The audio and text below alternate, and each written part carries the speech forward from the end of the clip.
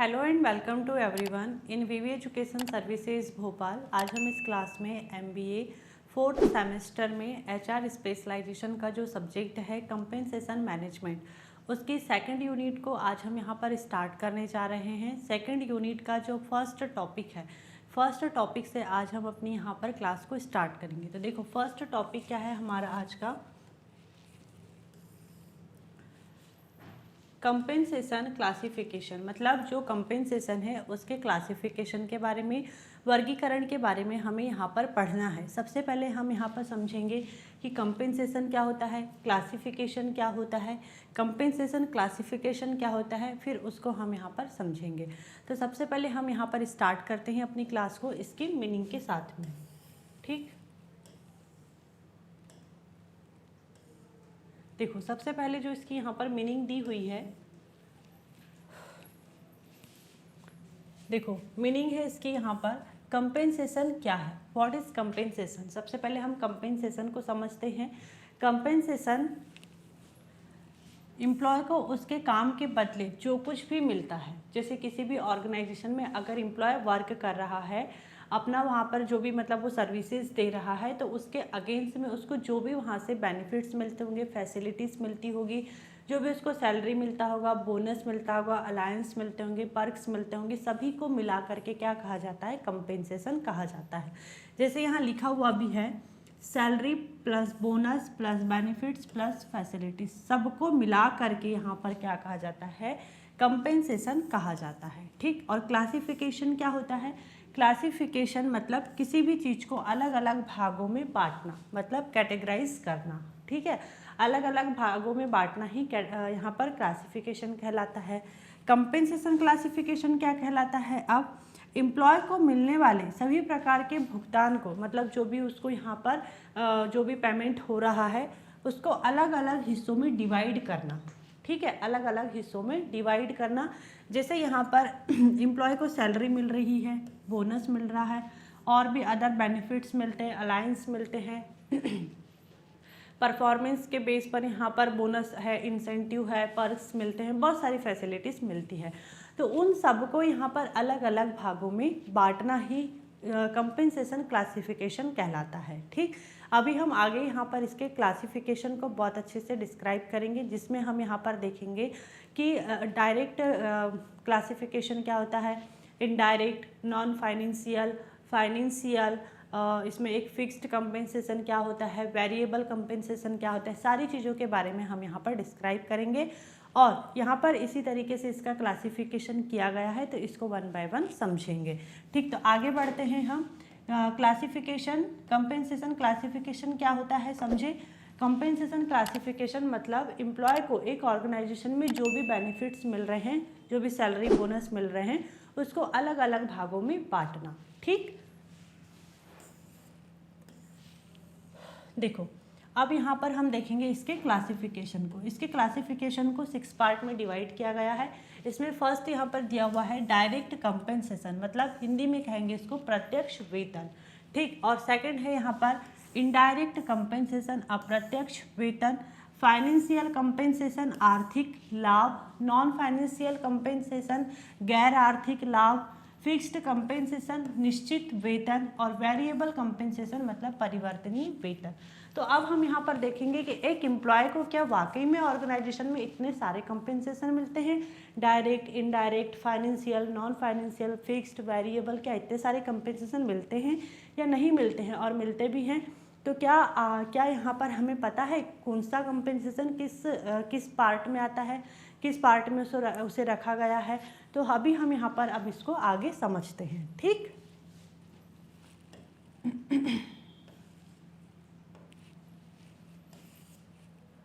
देखो सबसे पहले हम यहाँ पर देखेंगे डायरेक्ट कंपेंसेशन क्या होता है। देखो डायरेक्ट कंपेंसेशन क्या होता है, जिसे हिंदी में कहते हैं प्रत्यक्ष वेतन। हिंदी मीडियम के स्टूडेंट हिंदी में भी बिल्कुल याद रखना आप लोग। और जैसे अभी हमने यहाँ पर पहले पूरे मेन पॉइंट का चार्ट बनाए थे, वैसे ही आपको भी एग्जाम में पहले मेन पॉइंट का चार्ट बनाना है, उसके बाद ऐसे वन बाय वन करके एग्जाम्पल के साथ में आपको भी एक्सप्लेन करना है। ठीक, तो समझते हैं आगे अब हम इसको। The money that goes directly to the employee, जो पैसा सीधे कर्मचारी को मिलता है, मतलब जो पैसा डायरेक्ट एम्प्लॉय को मिलता है उसे डायरेक्ट कंपेंसेशन कहा जाता है। तो देखते हैं कि ऐसा कौन कौन सा पैसा है या कंपेंसेशन है, इसमें क्या इंक्लूड है। जैसे सैलरी डायरेक्ट एम्प्लॉय को मिलती है, वेजेस डायरेक्ट एम्प्लॉय को मिलता है, बोनस, कमीशन, ये सारी चीज़ें एम्प्लॉय को डायरेक्ट मिलती है। इस यहाँ पर कोई बीच में नहीं रहता है, डायरेक्ट एम्प्लॉय के पास में ये पहुँचता है। ठीक, एग्जाम्पल, किसी सेल्समैन को 20,000 सैलरी प्लस 5,000 रुपये कमीशन मिलता है, तो ये क्या है, डायरेक्ट कंपेंसेशन है। जैसे मान लो कि कोई सेल्स पर्सन है, ठीक है, सेल्स पर्सन है, सेल्स एम्प्लॉय है, ठीक है, सेल्स एम्प्लॉय है। अब यहाँ पर इसने अपना मंथली जो भी टारगेट था, सेल्स टारगेट था, उसे अचीव कर लिया। ठीक है, अब उसने यहाँ पर अपना टारगेट जब अचीव किया है तो ऑर्गेनाइजेशन उसे जो भी यहाँ पर कमीशन देगी या बोनस देगी वो यहाँ पर डायरेक्ट एम्प्लॉय को ही देगी ना, क्योंकि काम उसने क्या है, टारगेट उसने अचीव किया है। तो अब यहाँ पर ये इसको हम क्या कह सकते हैं, ये यहाँ पर डायरेक्ट कंपेंसेशन है जो डायरेक्ट एम्प्लॉय को मिल रही है। आप लोग भी यहाँ पर बहुत सारे लोग जॉब करते होंगे, तो आप लोगों को भी जो आपकी सैलरी होगी वो डायरेक्ट आपके अकाउंट में आती होगी, किसी थर्ड पर्सन के थ्रू आप लोगों को नहीं मिलती, डायरेक्ट आपके सैलरी अकाउंट में आती होगी। ठीक, तो यहाँ पर इसको ही क्या कहा गया है, डायरेक्ट कंपेंसेशन कहा गया है। इसमें क्या इंक्लूड है, सैलरी, वेजेस, बोनस, कमीशन। ठीक, आगे देखते हैं अब हम इनडायरेक्ट कंपेंसेशन क्या होता है।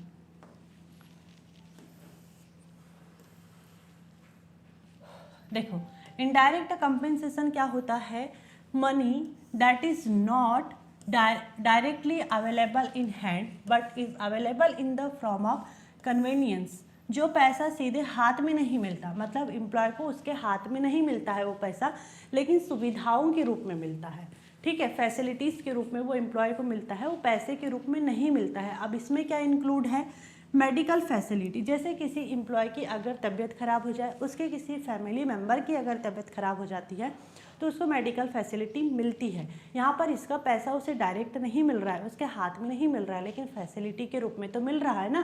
तो यहाँ पर ये भी क्या है, एक कंपेंसेशन है जिसको हम क्या कहते हैं, इनडायरेक्ट कंपेंसेशन कहते हैं। ठीक, इंश्योरेंस, कई कंपनी जो हेल्थ इंश्योरेंस करवा करके देती है, पेंशन मिलती है, पेड लीव मिलती है, तो ये सब क्या है, ये यहाँ पर इसका पैसा नहीं मिल रहा है, लेकिन टाइम आने पर ये फैसिलिटीज आपको मिलती है या जो एम्प्लॉय है उसे मिलती है। तो इसी को क्या कहा गया है, इसी को कहा गया है इनडायरेक्ट कंपेंसेशन। ठीक,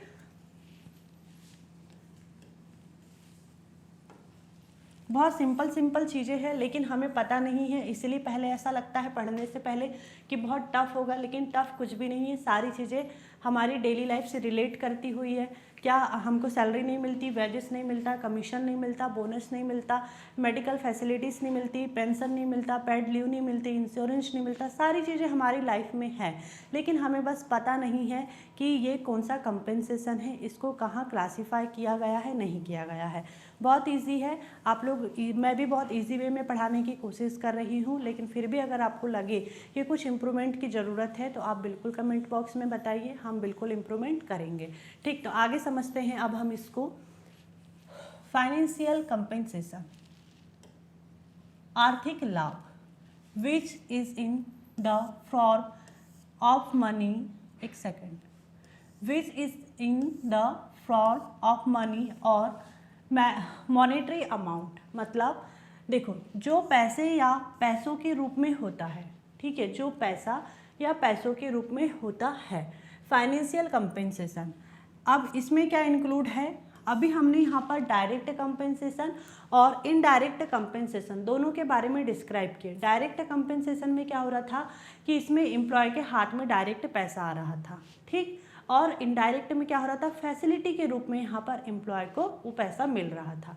तो अब यहाँ पर फाइनेंशियल कंपेंसेशन में ये दोनों चीज़ें इंक्लूड है, दोनों चीज़ों को इंक्लूड करके फाइनेंशियल कंपेंसेशन कहा गया है। जैसे इसमें सैलरी है, बोनस है, और भी जो अदर बेनिफिट्स हैं, ये सारी चीज़ें यहाँ पर इंक्लूड है। ठीक, तो एग्जांपल देखते हैं, सैलरी, पीएफ मतलब प्रोवाइडेड फंड, जो इंश्योरेंस है, ये सब फाइनेंशियल कंपेंसेशन में आता है। जैसे डायरेक्ट कंपेंसेशन में हमने देखे थे कि यहाँ पर जो सैलरी है, वेजेस है, बोनस है, कमीशन है, ये सारी चीज़ें डायरेक्ट कंपेंसेशन में आ रही थी, इसके बारे में हमने पढ़े थे।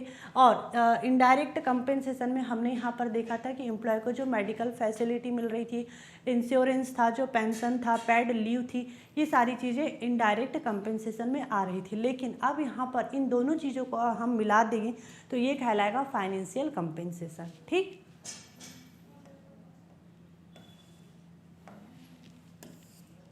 अब है नॉन फाइनेंशियल कंपेंसेशन, गैर आर्थिक लाभ। ठीक है, गैर आर्थिक लाभ। अब इसमें क्या है देखते हैं। Which is not worth money but gives satisfaction, जो पैसों में नहीं लेकिन सेटिस्फैक्शन में होता है। मतलब पैसों के रूप में नहीं होता है लेकिन सेटिस्फैक्शन मिलता है उससे। इसमें क्या इंक्लूड है, जॉब सेटिस्फैक्शन, जैसे कि कई एम्प्लॉय अपनी जॉब से ही सेटिस्फाइड नहीं रहते हैं, लेकिन अगर कोई एम्प्लॉय जॉब से अपनी सेटिस्फाइड है तो यहाँ पर ये भी एक तो कंपेंसेशन ही है ना, कि भाई आप अपनी जॉब से सेटिस्फाइड, और आज के टाइम पर अपनी जॉब से सेटिस्फाइड रहना बहुत बड़ी बात है, क्योंकि जॉब करना भी इतना आसान नहीं है। ठीक, प्रमोशन, पदोन्नति, टाइम टाइम पर अगर आपका प्रमोशन हो जा रहा है तो ये भी बहुत अच्छी बात है, ऐसे इतनी आसानी से प्रमोशन नहीं होता है, तो ये भी क्या है, एक कंपेंसेशन है, नॉन फाइनेंशियल है। मतलब आप यहाँ पर इन सारी चीज़ों से, अगर आपका जैसे मान लो प्रमोशन होता है तो आप अंदर से कितने खुश होगे, कितने सेटिस्फाइड होगे, है ना। तो ये भी क्या है, एक यहाँ पर कंपेंसेशन है जो नॉन फाइनेंशियल में आता है, पैसे के रूप में नहीं मिल रहा है लेकिन आप इससे सेटिस्फाइड हो, खुश हो, तो ये नॉन फाइनेंशियल कंपेंसेशन हुआ। ठीक है, रिकॉग्नाइजेशन, सम्मान मिल रहा है आपको, आप जहाँ काम कर रहे हो अगर आपको वहाँ पे बहुत मान सम्मान मिल रहा है तो ये बहुत अच्छी बात है, क्योंकि आज के टाइम पर कोई भी किसी को मान सम्मान देना पसंद नहीं करता, लेकिन अगर मान सम्मान मिल रहा है तो ये भी बहुत अच्छी बात है, इससे भी सेटिस्फेक्शन मिलता है। ठीक है, फिर एक गुड वर्किंग एनवायरनमेंट, आप जहाँ काम कर रहे हो वहाँ का एनवायरनमेंट बहुत अच्छा है, आपके साथ जो काम कर रहे हैं वो एम्प्लॉय बहुत अच्छे हैं, उनका बिहेवियर बहुत अच्छा है, जहाँ आप काम करें उस ऑर्गेनाइजेशन में सारी फैसिलिटीज़ अवेलेबल है, ड्रिंकिंग वाटर की, वॉशरूम की, रेस्टरूम की, कैंटीन की, आपके मतलब वेंटिलेशन की, लाइट की, फैन की, हर चीज़ की अगर फैसिलिटीज़ बहुत अच्छी है, वहाँ का एनवायरनमेंट बहुत अच्छा है, तो ये भी बहुत अच्छी बात है। तो ये भी क्या है, एक प्रकार का कंपेंसेशन है। तो ये सारी चीज़ें किसमें इंक्लूड है, नॉन फाइनेंशियल कंपेंसेशन में इंक्लूड है। ठीक, जैसे यहाँ पर एग्जाम्पल में लिखा हुआ है, एम्प्लॉय को बेस्ट एम्प्लॉय अवार्ड मिलना। जैसे मान लो कि अगर आपने बहुत अच्छा काम किए, पूरे ईयर में बहुत अच्छा काम किया और एंडिंग में आपको यहाँ पर बेस्ट एम्प्लॉय का अवार्ड मिलता है, तो ये आपके लिए कितनी अच्छी बात है, आप इससे कितने सेटिस्फाइड होगे, कितना हैप्पी होगे, आपको कितना रिकॉग्नाइजेशन मिलेगा, हो सकता है आपका प्रमोशन भी हो जाए। तो ये क्या है, नॉन फाइनेंशियल कंपेंसेशन कहलाता है। ठीक,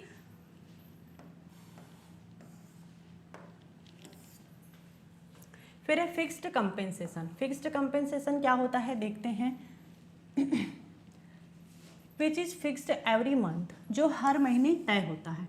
एग्जाम्पल, मंथली सैलरी जैसे किसी की 25,000 है, मान लो कि किसी की सैलरी 25,000 रुपये महीना है, तो ये क्या है, फिक्स्ड कंपेंसेशन है। जो सैलरी है वो तो मिलना ही मिलना है, जो अदर बेनिफिट्स हैं वो यहाँ पर मिलेंगे या नहीं मिलेंगे, ये परफॉर्मेंस के बेस पर डिपेंड करता है। ठीक है, तो अब हम यहाँ पर इसको कह सकते हैं कि फिक्स्ड कंपेंसेशन है ये। आगे देखते हैं,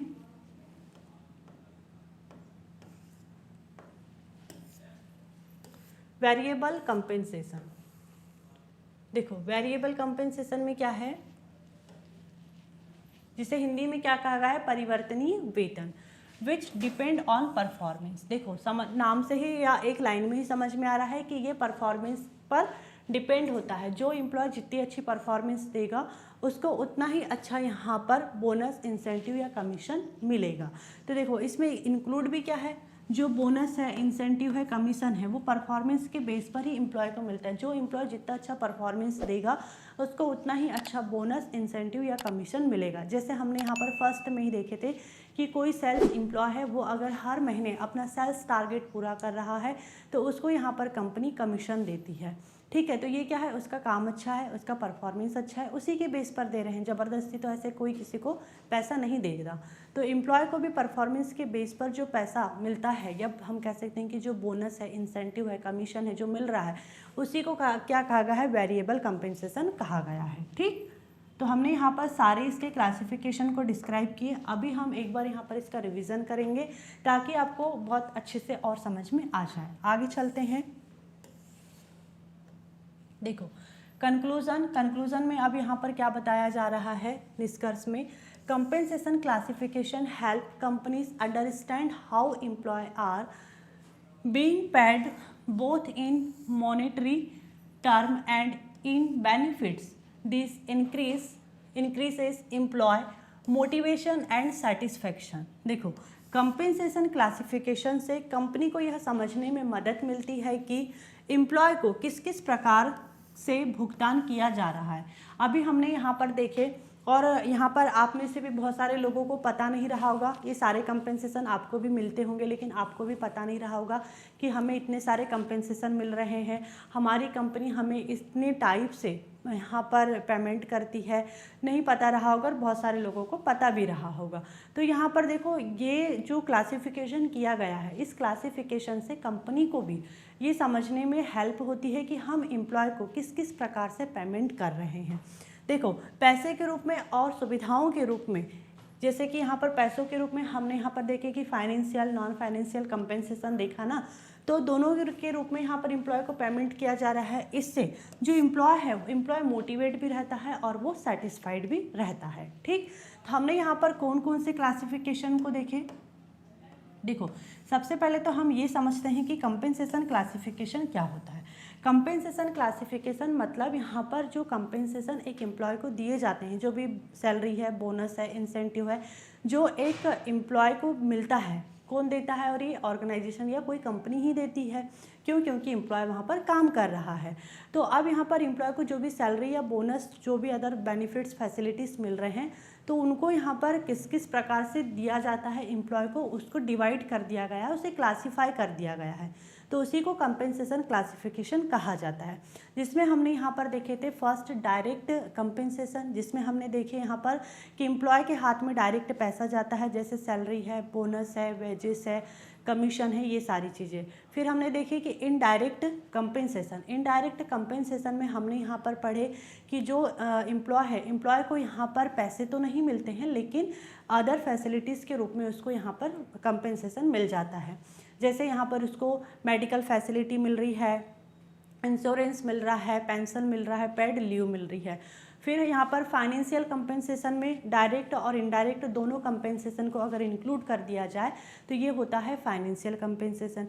नॉन फाइनेंशियल कंपेंसेशन में क्या है? नॉन फाइनेंशियल कंपेंसेशन में जैसे यहाँ पर जो एम्प्लॉय है, एम्प्लॉय के हाथ में पैसा नहीं जाता है लेकिन यहाँ पर उसको अदर रूप में फैसिलिटीज़ मिल जाती है। ठीक, फिर उसके बाद में हमने देखे यहाँ पर फिक्स्ड कंपेंसेशन, जैसे हर मंथ एम्प्लॉय को अगर सैलरी मिल रही है। वेरिएबल कंपेंसेशन मतलब जो समय के साथ बदलती जाती है, अगर मतलब परफॉर्मेंस के बेस पर मिलती है। ठीक, अगर एम्प्लॉय अच्छा परफॉर्मेंस दे रहा है तो उसको अच्छा कंपेंसेशन मिलेगा, अगर एम्प्लॉय सही परफॉर्मेंस नहीं दे रहा है तो उसको कंपेंसेशन भी नहीं मिलेगा। तो यहाँ पर ये समय के साथ में बदलती रहती है क्योंकि एम्प्लॉय का जो परफॉर्मेंस है वो भी समय के साथ में बदलते रहता है। ठीक, तो आज का हमारा टॉपिक होता है यहीं पर and. I hope this topic is clear and thank you for watching this video.